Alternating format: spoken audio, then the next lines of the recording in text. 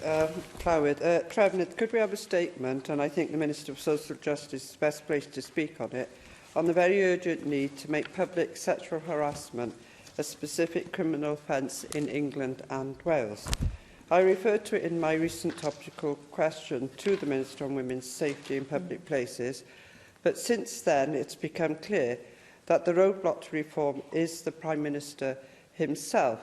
As well as blocking a new law on harassment, the Prime Minister personally intervened to torpedo attempts to make misogyny a hate crime.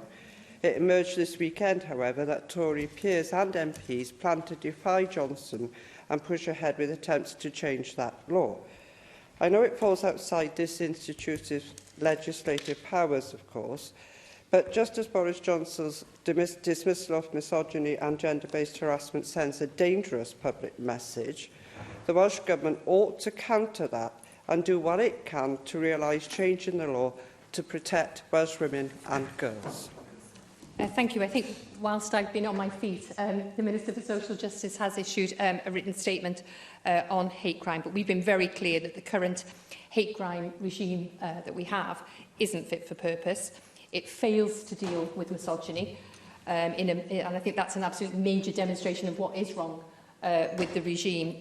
Earlier this year, you may be aware, the UK Government agreed to a pilot where police would record crimes of violence motivated by a person's sexual gender. I think we need to see a bit of urgent progress on this.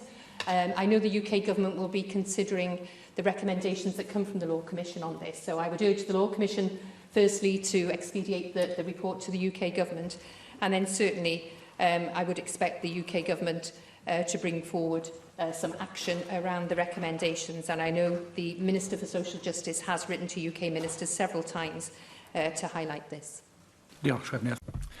Thank you, Trefnydd. The next item is a statement by the Deputy Minister for Mental Health and Wellbeing, progress on Together for Mental Health